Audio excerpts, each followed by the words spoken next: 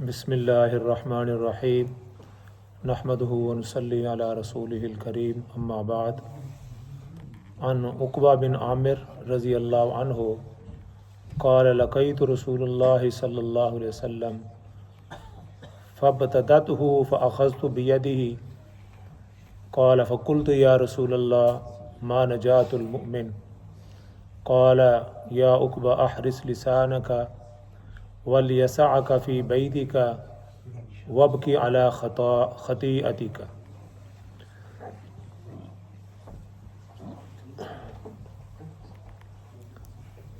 یہ مسند احمد کی حدیث ہے اور یہ بہت ہی پیاری حدیث ہے۔ رسول اللہ صلی اللہ علیہ وسلم کی تمام احادیث انتہائی مقدس ہیں اور بڑی پیاری ہیں۔ کوئی احادیث ان کے اندر بڑی چاشنی ہوتی ہے اور بڑی ان کے اندر مٹھاس ہوتی ہے۔ یہ روایت جو ہے عقبہ بن عامر رضی اللہ عنہ سے ہے۔ عقبہ بن عامر یہ اصحاب صفہ میں سے ہیں۔ اصحاب صفہ ان صحابہ کو کہا جاتا ہے جو مسجد نبوی کے اندر بیٹھ کر علم حاصل کرتے تھے، تو ان کو اصحاب صفہ کہا جاتا ہے۔ وہاں مسجد نبوی ابھی بھی ہے، وہ ایک چبوترا بنا ہوا ہے، تو ابھی تک وہ موجود ہے۔ تو اس وقت صحابہ اکرام جو علم کے شدائی تھے وہ وہاں بیٹھ کر علم حاصل کرتے تھے، ان کا کوئی اور کام نہیں ہوتا تھا۔ ابو ہریرہ رضی اللہ تعالی عنہ بھی اصحاب صفہ میں سے ہیں، یہ بھی طالب علم تھے، علم حاصل کرتے تھے۔ تو ان سے روایات بہت ساری ہیں، تقریباً 5000 کے قریب ابو ہریرہ رضی اللہ عنہ سے روایتیں ہیں۔ ان ابی ہریرہ تھا، جب آپ بھی سنیں گے ان ابی ہریرہ تھا کہ ابو ہریرہ رضی اللہ عنہ سے روایت۔ کسی نے ان سے پوچھا کہ تم ابو ہریرہ تم بڑی روایتیں نقل کرتے ہو، باقی جو صحابہ ہیں ان سے تو اتنی روایتیں نہیں ہیں، ابو بکر سے، عمر سے، عثمان سے ہیں، لیکن بہت تھوڑی سی ہیں، بہت کم آپ نے دیکھا ہوگا کوئی اب نبی بکرین یا عمر رضی اللہ عنہ سے، لیکن ابو ہریرہ رضی اللہ عنہ سے ہیں، عائشہ صدیقہ، عبداللہ بن عباس ہیں۔ انہوں نے کہا کہ بھائی آپ اور کام کاج کرتے ہیں، دنیا کماتے ہیں، مال و دولت کے اندر آپ اپنا وقت صرف کرتے ہیں، میں تو مسجد نبوی کے اندر بیٹھ کے علم حاصل کرتا ہوں، اور جب آپ باہر جا کر کھیتی باڑی کرتے ہیں، اپنے کاروبار کرتے ہیں، میں اس وقت مسجد کے اندر موجود ہوتا ہوں، تو میں نبی پاک صلی اللہ علیہ وسلم کی احادیث کو وہ نوٹ بھی کرتا رہتا ہوں اور حفظ کرتا ہوں۔ تو اس وجہ سے میں زیادہ روایتیں جو ہیں وہ نبی پاک صلی اللہ علیہ وسلم کی روایت کرتا ہوں۔ تو اصحاب صفہ والے یہ ان کی تعداد کوئی بعض نظران کا 70 کے قریب، کہنے کا کہ 400 کے قریب، اتنے سارے اس وقت جو ہے نا وہ طلباء تھے جو علم حاصل کرتے تھے۔ وہ علم کی بڑی جو ہے نا اہمیت ہے۔ ہمیں ابھی تک جو ساتھی نا بعض دفعہ یہ نفل نماز پڑھتے رہتے ہیں اور میں انتظار میں ہوتا ہوں کہ وہ کچھ سن لیں، تو علم کی جب ان کو قدر ہو یا ان کو پتہ ہو نا تو پھر وہ نفل نماز چھوڑ دیں گے، کیونکہ نفل کی وہ حیثیت نہیں جو علم کی ہے۔ اگر ایک باب بھی سیکھتے ہیں تو وہ اس کا کتنا ثواب ہے۔ نبی پاک صلی اللہ علیہ وسلم کے مسجد کے اندر تشریف لائے تو حدیث کے اندر آتا ہے کہ 2 حلقے لگے ہوئے تھے، بہت سب آپ نے سنا ہوگا۔ ایک ذکر والے کوئی ساتھی بیٹھے ہوئے تھے تو وہ ذکر اذکار کے اندر مشغول تھے، ایک حلقہ لگا ہوا تھا جہاں تعلیم و تعلم ہو رہا تھا، ایک دوسرے کو سیکھ رہے تھے، سکھا رہے تھے۔ تو آپ صلی اللہ علیہ وسلم فرمایا کہ دونوں کی تحسین فرمایا کہ بہت اچھے ہیں ذکر والے بھی، لیکن آپ صلی اللہ علیہ وسلم نے کہاں بیٹھنا پسند فرمایا؟ علم والے حلقے میں آپ جا کر بیٹھ گئے۔ تو علم کی آپ صلی اللہ علیہ وسلم نے اہمیت بھی بتلائی کہ علم جو ہے وہ ایک روشنی ہے، وہ آپ کو سیدھا راستہ دکھلاتی ہے۔ علم ہوگا تو ہماری نماز بھی درست ہوگی، علم ہوگا تو ہمارے روزے بھی درست ہوں گے، علم کے بغیر تو کچھ بھی نہیں۔ اور اللہ تعالیٰ قرآن بھی فرماتے ہیں کہ علم والے اور بغیر علم والے برابر نہیں ہو سکتے۔ ایسا نہیں ہو سکتا کہ جو علم والا ہے اور بغیر علم کے دونوں برابر ہو سکتے ہیں۔ اور اللہ رب العزت نے جو فرشتوں کو انسانوں کو فرشتوں پر جو ہے نا وہ برتری دی ہے، وہ علم کی حیثیت سے دی ہے۔ وعلم آدم الاسماء كلها ثم عرضهم على الملائکۃ، اللہ رب العزت نے آدم علیہ السلام کو تمام جو اسماء ہیں، جو ساری چیزیں ہیں، ان کا علم عطا فرما دیا. تو فرشتوں کے پاس ان کا جواب نہیں تھا. فرشتے کیا کرتے رہتے ہیں؟ وہ اللہ کی عبادت کرتے رہتے ہیں. ہاں جی، کسی کو کہا کہ سجدے میں پڑ جاؤ، وہ سجدے میں پڑے ہوئے ہیں. کوئی رکوع میں اندر پڑا ہوا ہے، کوئی کسی کی عبادت کھڑا ہونا ہے، وہ قیام کے اندر ہے. لیکن جو اللہ رب العزت نے انسان کو وہ فضیلت عطا فرمائی ہے، وہ علم کی وجہ سے، عبادت کی وجہ سے نہیں. عبادت تو وہ زیادہ کرتے ہیں. ہاں جی، فرشتوں کی عبادت ہم تو نہیں ان تک پہنچ سکتے. وہ تو 24 آور عبادت کے اندر ہے. وَلَا يَعْصُونَ اللَّهَ مَا أَمَرَهُمْ وَيَفْعَلُونَ مَا يُؤْمَرُونَ. وہ اللہ تعالیٰ کی نافرمانی بھی نہیں کرتے. ہم عبادت بھی کرتے ہیں لیکن نافرمانی بھی کرتے ہیں. ایک بات مان لیتے ہیں، وہ جو اپنی باقی جو 99 باتیں وہ ہم نہیں مانتے. ہاں جی، جھوٹ ہے، کذب ہے، فراڈ ہے، گالی ہے. نماز تو پڑھ لی لیکن باقی وہ اس پر عمل ہوا کہ نہیں ہوا.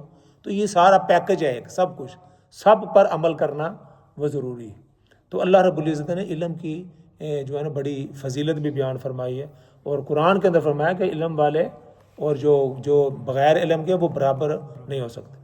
تو عقبہ بن عامر رضی اللہ عنہ کی بات یہاں سے شروع ہوئی کہ عقبہ بن عامر رضی اللہ عنہ اصحاب صفہ میں سے ہیں، اور یہ پھر مائیگریٹ کر کے مصر میں چلے ہو گئے. اب ان کا مزار جو ہے مصر کے اندر ہے، عقبہ بن عامر رضی اللہ عنہ. تو یہ اپنا ایک واقعہ بیان کرتے ہیں. وہ کیا کہتے ہیں؟ لقیت رسول اللہ صلی اللہ علیہ وسلم، کہ میں نے رسول اللہ صلی اللہ علیہ وسلم سے ایک دن ملاقات کی. سبحان اللہ، رسول اللہ صلی اللہ علیہ وسلم سے کتنا بڑا اعزاز ہے کہ وہ بیان کرتے ہیں کہ میں نے ایک دفعہ رسول اللہ صلی اللہ علیہ وسلم سے ملاقات کی.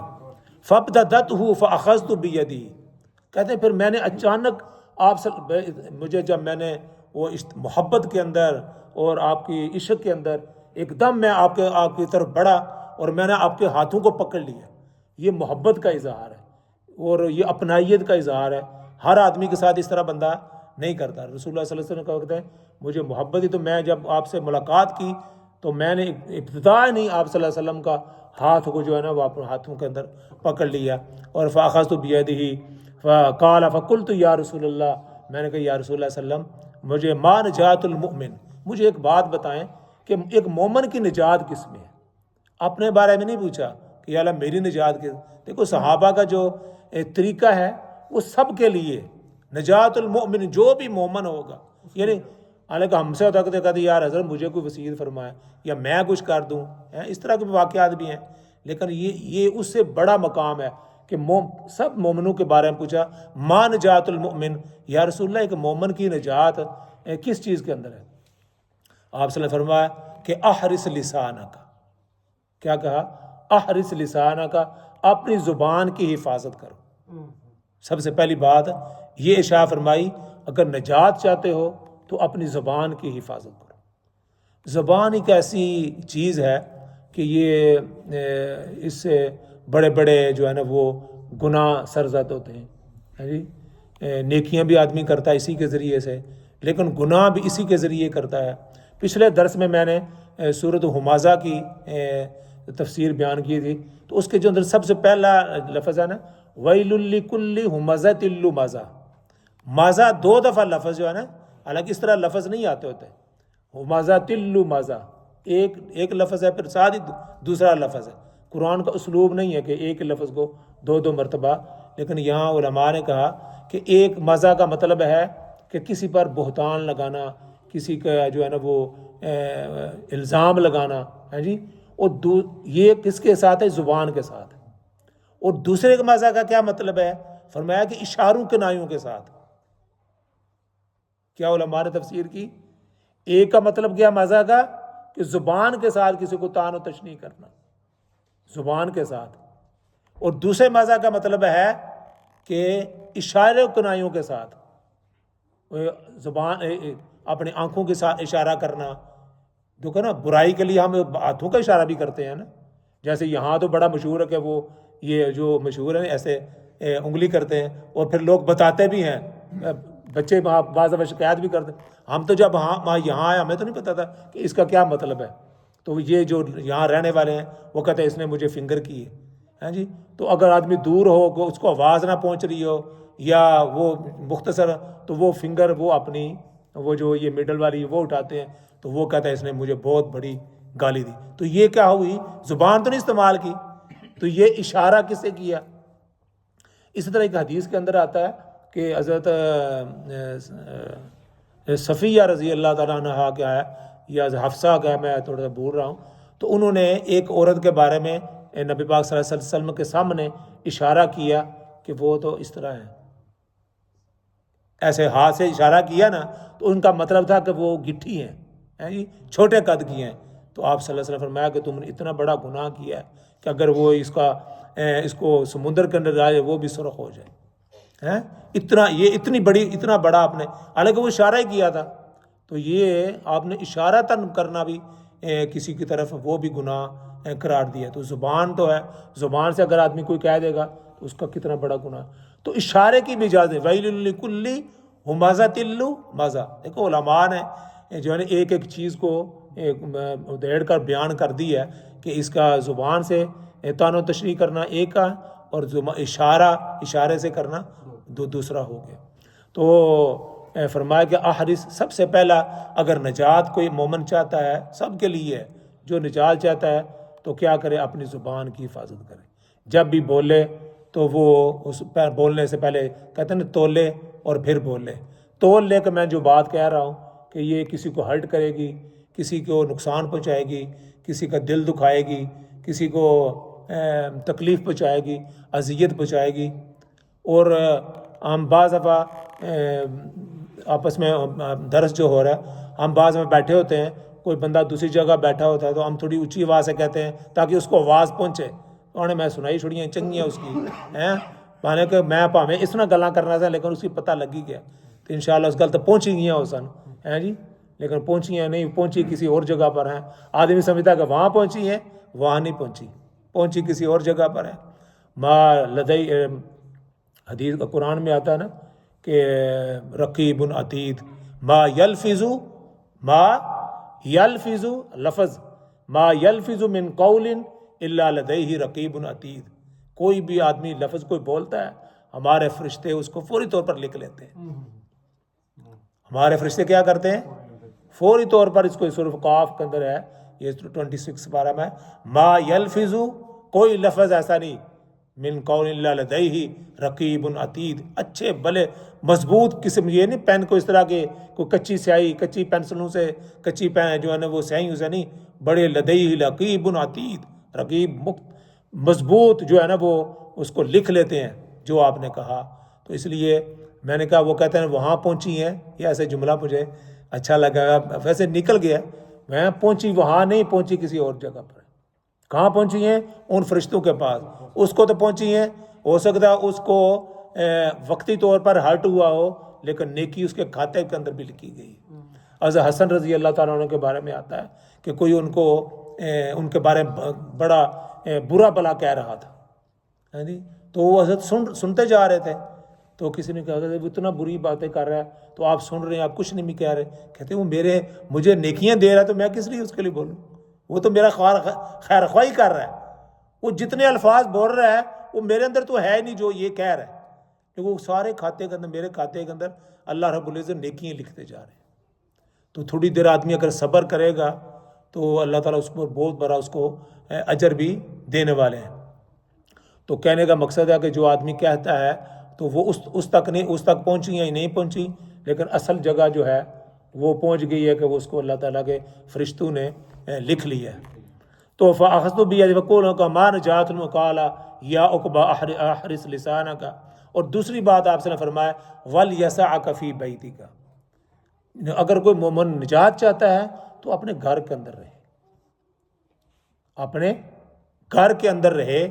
اس بارے میں نبی پاک صلی اللہ علیہ وسلم کی اور بھی حدیث آئی ہے کہ ایک ایسا وقت آئے گا، دیکھو جب آدمی گھر سے باہر نکلتا ہے تو تباہی اور بربادی ہے، آنکھوں کی، کانوں کی، دیکھنے کی اور اپنے دل کی تباہی. جو گھر سے باہر نکلتا ہے تو آدمی کا بلڈ پریشر بھی ہائی ہو جاتا ہے اور وہ آدمی غصے میں بھی ہو جاتا ہے، خاص کر اگر گاڑی چلا رہا ہو تو پھر تو کبھی ادھر سے آ رہا ہے ادھر سے آ رہا ہے، کبھی اس کو گالی دے، کبھی اس کی طرف سے گالی، کبھی کچھ، تو آدمی فرسٹریشن میں ہوتا ہے. جو ڈرائیور ہوتے ہیں خاص کر جو صبح جانے والے یا رات کو گھر واپس لوٹنے والے، وہ آدمی کتنے فرسٹریشن میں ہوتے ہیں، اور وہ دماغی طور پر بھی بیچارے بڑے اپسٹ ہوتے ہیں کہ وہ گھر میں پہنچنا ہے یا کام پر پہنچنا ہے، تو لیکن وہاں بھی وہ گاڑیاں کوئی آگے کوئی پیچھے یا لائنیں لگی ہوئی ہیں، تو آدمی کوئی نہ کوئی منہ سے الفاظ کہتا رہتا ہے. تو فرمایا کہ یہ ہے کہ وَلْيَسَعْكَ فِي بَيْتِكَ، اپنے گھر کے اندر رہا کر، اپنے گھر کے اندر وقت جو ضرورت کے لیے گھر سے نکلو کرو، وہ گھر کے اندر رہنا یہ آدمی کے لیے نجات کے لیے. زبان کی حفاظت کرنا اور اپنے گھر کے اندر رہنا.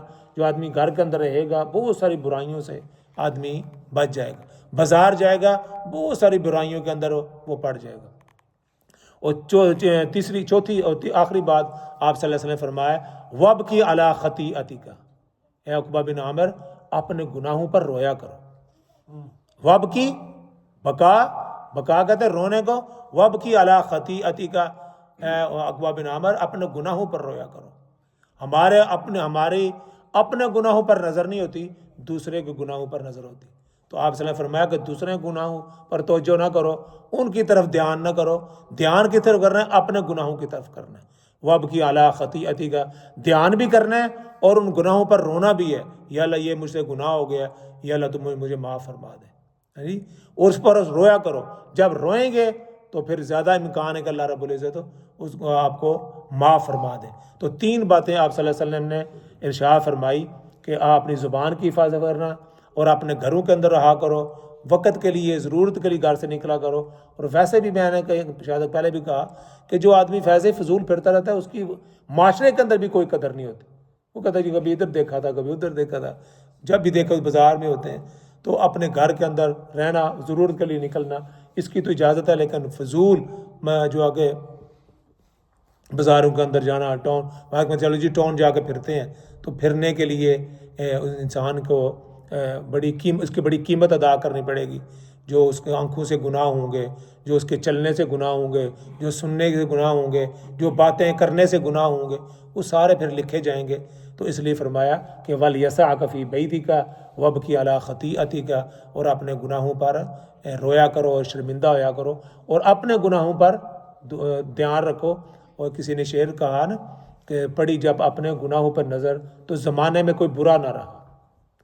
پڑی جب اپنے گناہوں پر نظر تو زمانے میں کوئی برا نہ رہا. جب آدمی اپنے آپ کو دیکھتا ہے تو پھر آدمی کو کوئی آدمی برا نہیں لگتا، لیکن جب آدمی اپنے آپ کو اچھا سمجھنا شروع کر دیتا تو پھر ساری دنیا اس کو بری لگتی ہے. وہ بھی برا، بھائی بھی برا، بہن بھی بری، چاچا بھی، پھوپھی بھی، فلاں بھی، سب برے. تو اپنے آپ پر دھیان کرنا ہے کہ آدمی کو پتہ ہے، ہر آدمی کو پتہ ہے کہ وہ کتنا ہے. پھر اپنے گناہوں پر دھیان کریں تو انشاءاللہ پھر دوسروں کے گناہ بھی نظر آئیں گے. اللہ رب العزت مجھے بھی اور آپ کو بھی اس پر عمل کی توفیق عطا فرمائے. اللہم صلی علی سیدنا مولانا محمد وعلی آل سیدنا مولانا محمد وبارک وسلم. یا اللہ ہمارا بیٹھنا قبول فرما. نبی پاک صلی اللہ علیہ وسلم کی جو حدیث پڑھی اس پر عمل کرتے ہوئے فرما. یا اللہ ہمیں اپنی زبان کی، آنکھوں کی، دل کی، اپنے قدموں کی، ہاتھوں کی اللہ حفاظت کرنے کی توفیق عطا فرما. ہمارے بچوں کو نیک اور صالح فرما. کل قیامت میں حضور نبی کریم صلی اللہ علیہ وسلم کی زیارت اور شفاعت نصیب فرما. غزہ کے مسلمانوں کی یا اللہ جو مصیبتیں ہیں، تکلیفیں یا دور فرما. جو شہداء ان کے درجات کو بلند فرما. جو یا اللہ جو زخمی ہیں ان کو شفائے کاملہ عاجلہ مستمرہ نصیب فرما. وصلی اللہ تعالی علی خیر خلقہ محمد وعلی آلہ وصحابہ اجمعین برحمتک یا ارحم الراحمین.